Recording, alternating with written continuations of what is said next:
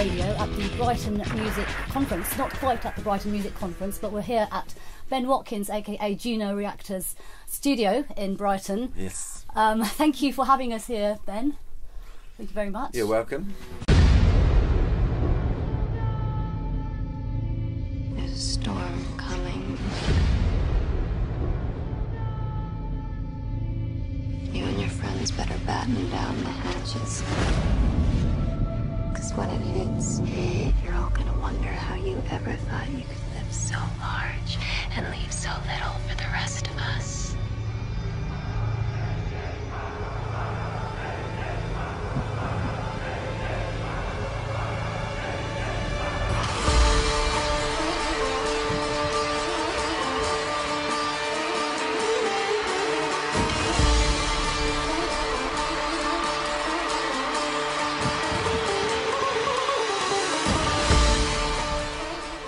So what else is coming up for you after you've made this latest album? What projects have you got in the pipelines? Well, I spent so long on this last album and on the album previous to that I'm trying to sort of find ways to make the process shorter. Yeah.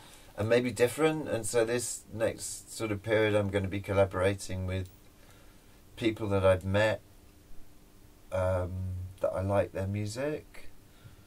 And maybe people that I don't really do that type of music with, but give it, so like I'm working with Asterix.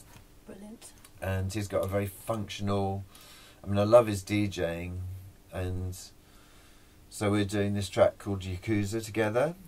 Then I'm working with Ace Ventura on some tracks, on a track, I think for his album. So I'm sort of going to go around and work with different people and see how it goes.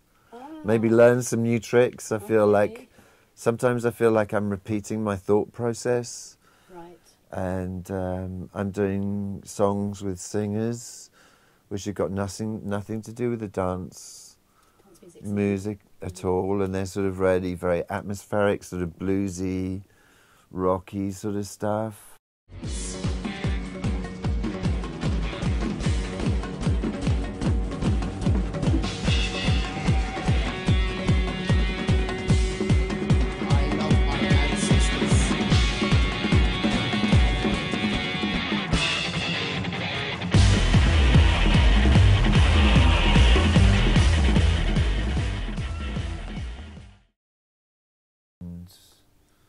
Diversifying into different sorts of Well, I've always done sound. that. I've always written like a lot of music. Yeah. The hardest part is trying to sort of make it sound like sort of it's one person. So, it's that the names that you mentioned from the psytrance scene there. It sounds like you're like kind of reconnecting back with some of that style of music, because well, I think it's changed. I think the style of music has changed, and what is, I suppose, Juno Reactor put out the first trance album. Yeah. In like 92 or 93. Yeah. And then the name has been sort of morphed into whether Paul Oakenfold did it, or you got these big trance DJs across Europe, but actually it stemmed from the Goa scene. Yeah. And now what is psytrance doesn't really relate. It's more, I think now the music is an instant injection to the drug, whereas I think in the earlier days it was more like a film to the acid.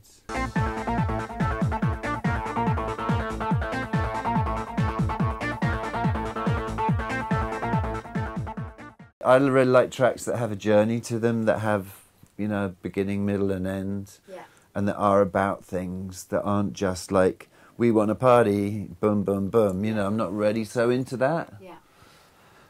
Although I can enjoy it on the dance floor. But to write it, I can't write those tracks. It has to have some meaning.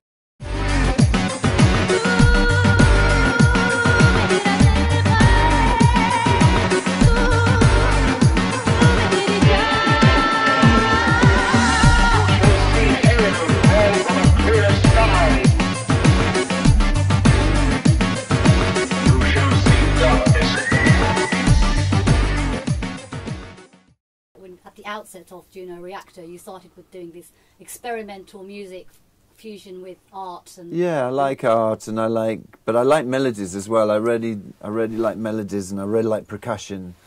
But I think a lot of days now, artists and DJs that are writing music are just using sample CDs. Mm-hmm. And this to me is a problem, because I'm hearing the same sounds on tracks globally. Yeah. And it pisses me off. I like to create my own sounds, to record my own sounds, and then put them on the tracks. But if you've written a track and then you hear the same track sounds coming from Mexico, I mean, I can be at a party and I don't hear any difference. Yeah. Which is okay on a party if you've taken, you know, enough medicine for it not to matter. Yeah. But if you want to listen to it at home and travel with it and live with it and love it, I think from an artist's point of view, the musician should be more original.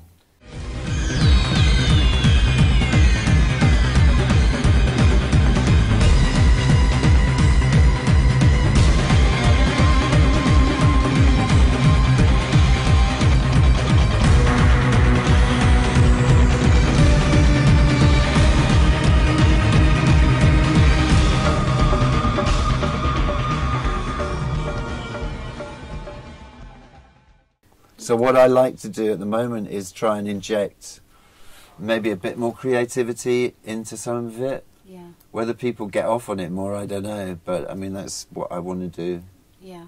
Maybe producers are like emulating a formula that they've seen to be successful. It's so formulaic at the moment, and I think Xenon, it's really for boring. Example, you know, Xenon is one example. A lot of people are emulating the Xenon sound across the globe. It's all the time. Don't be a sheep. That's all I'm sort of saying to people, really. If they want to look at my music and want to analyse it, I'm saying don't be a sheep, don't follow the pack, be individual, and then we all have a better music scene. Yeah. Really.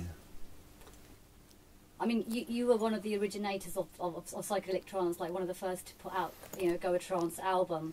What I want to connect that to is the infamous Matrix score that you wrote. Yeah. And what I wanted to ask you was, to what extent was the sound production and visualization of that soundtrack that you produced, to what extent was it inspired by the psychedelic trance? Well, I've been doing electronic music since 1980.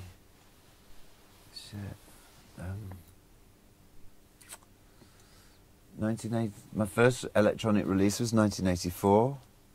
Yeah. So I've always loved sequences. I've always loved electro body music. And then when this sort of new psychedelic electronic music came up, because it had no name at the time, I understood it. I don't know whether it's not necessarily psychedelic movement that really with the Matrix, they wanted me to take off all the noises because it got in the way of portfolio. Yeah. So really, you had to give it just the guts, the body of it. Yeah, I mean, it's quite a psychedelic soundtrack. It is, yeah. I mean, they've... It's like I don't know. I mean, Mona Lisa Overdrive is... You know, I got accused of, when I put that sort of stuff on Labyrinth, of it being too Hollywood, too soundtracky. But that's what I was living. I mean, to me, a record is a record of mine and Juno Reactor's life at the time that it's made. Is that the car chase scene? The car chase scene. Love that.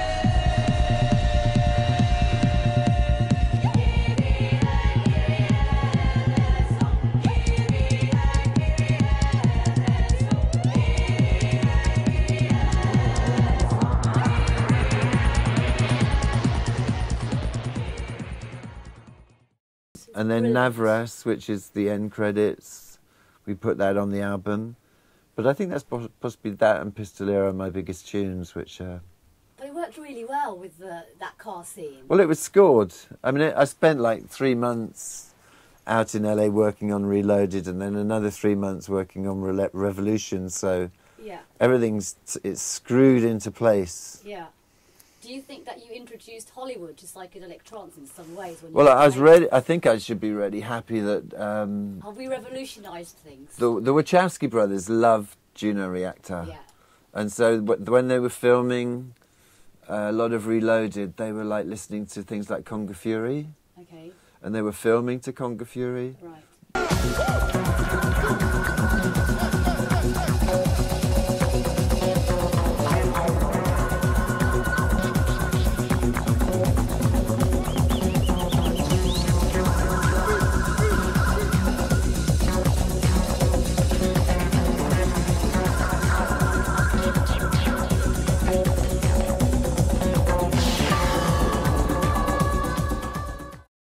And then when they called me they rang my manager and said, would I come to LA and have a chat with them? And when I met them, they seemed, you know, just regular. You know, I could really get on with it. They're people in your life where you just get this natural energy coming back to you and it feels good. Connection. And it felt like that. And so when they said, look, we want you to come back in January and come and work on some stuff, I was in heaven from that point on, you know. Yeah, that must have been quite a phenomenal sort of experience for you in your life. Yeah, it's like a transportation to another planet. Yeah, absolutely. Coming from a completely different world and then going to like this completely different parallel universe. Amazing. Hollywood glitz and well, I don't know about that. I mean, it was hard work. Yeah. You know, I didn't sleep when I was there. Yeah, I'm sure. But I had the enjoyable things of, like, I said, you know, where there's a company you ring and they find you a studio. I said, where can I find a desk like mine, which is this one? Yeah. An AMEC Media 51. Yeah. And they said, oh, there's a castle in Silver Lake. I went, that's the one. I want that one. I want that. So I lived in a castle, in this like amazing mansion. Yeah. That was built for the romantic hero of Hollywood pre-Valentino. I think it was Morella. Right.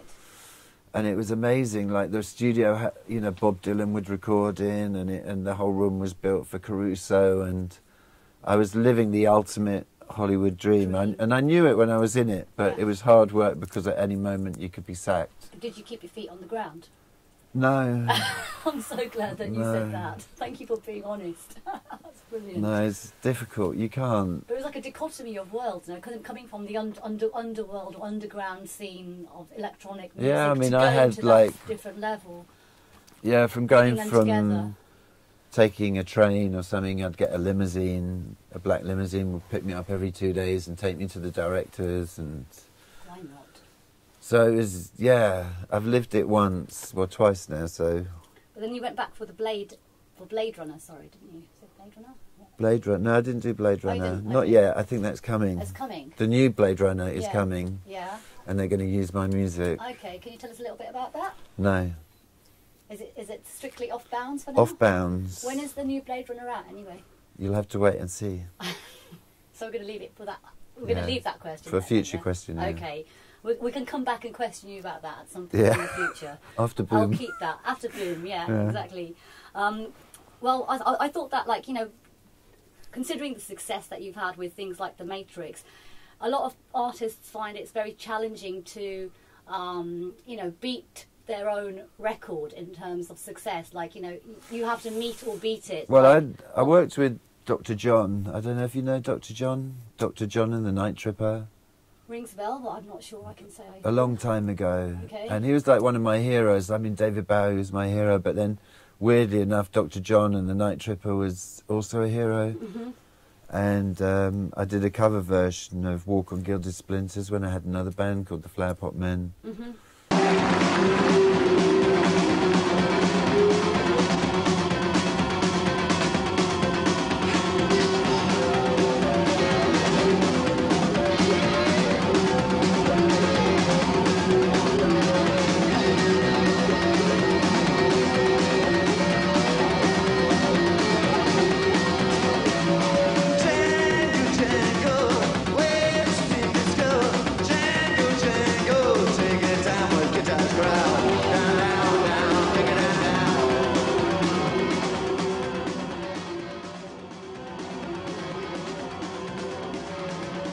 And I met him, and I think he sort of brought me to reality. Yeah.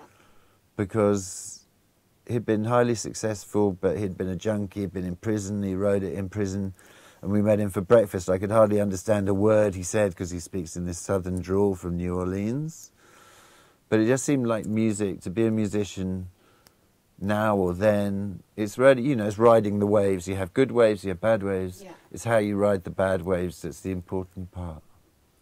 I think after writing Navras, which was the last thing I did on the Matrix Revolutions, and possibly the best track I've been involved in, and I say like involved because everyone that came in and contributed on a session level gave like 200%. So all there, it's like me and Don that are credited as writing it. Lakshmi Shankar sung an amazing vocal. Azam Ali did a really beautiful vocal. I had Mabi and Deepak Ram. Deepak Ram played the amazing flutes. So it's like, I'm credited as writing it, but really it's a collective. Yeah. A lot of Indian artists' names that you mentioned there actually as well. Yeah, I'm very lucky. Yeah. That, you know, things happen. Like, that's possibly maybe the most complex song I've ever been involved in writing. Yeah. But the easiest. I don't know why, it just like click, click, click, click, click. Everything happened, nothing went wrong. Everything just fell into place. Everything. Like God was writing it for me. I didn't have to do anything. Yeah, magic.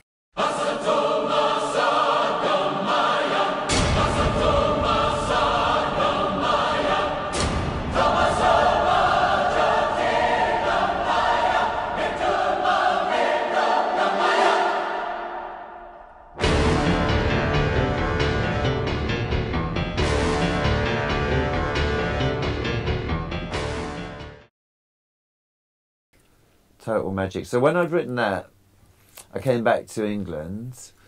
I couldn't write anything. That had a big effect on me. I couldn't write a jack shit for 6 months. After Mumbai, you mean? Yeah. No, after The Matrix. After The Matrix, yeah. And so it took me like a lot of, and then eventually I wrote a track called Conquistador. Yeah.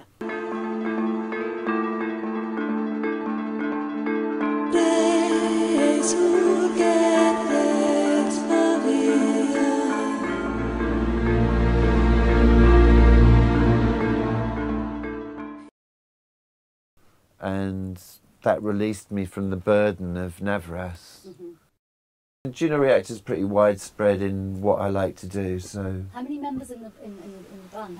How many people have been through Juno Reactor? Yeah, that's what I meant to say. How many have been through? Do you count the orchestras? Yeah, let's count everybody. How many have you had? Oh, there's too many. Too many to mention. But I'd say like the main essence. It started off with me, Mike, Stefan, Johan, Mabi, the Emma Pondo guys, Taz, and now it's moved into a new era, so it's all new people, like Mali Mazel from Israel, who's an amazing dancer, right.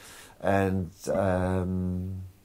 Hamsika Aya, who's singing, and this girl from Slovenia, Taya, Budgie on drums, Eduardo Nuebla's going to play at Boom, who I've never played with before and is amazing. He's very much not anything to do with the party scene at all. He's like a virtuoso guitarist, but it's a really lovely opportunity to have him play with us.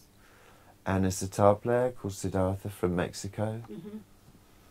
I was going to say, actually, sounds like you're working with a lot of new artists. And I was going to ask you, like, do you take on young, new, up and coming artists under your wing and help promote and well, I like meeting. Them? I like working with new people. Yeah.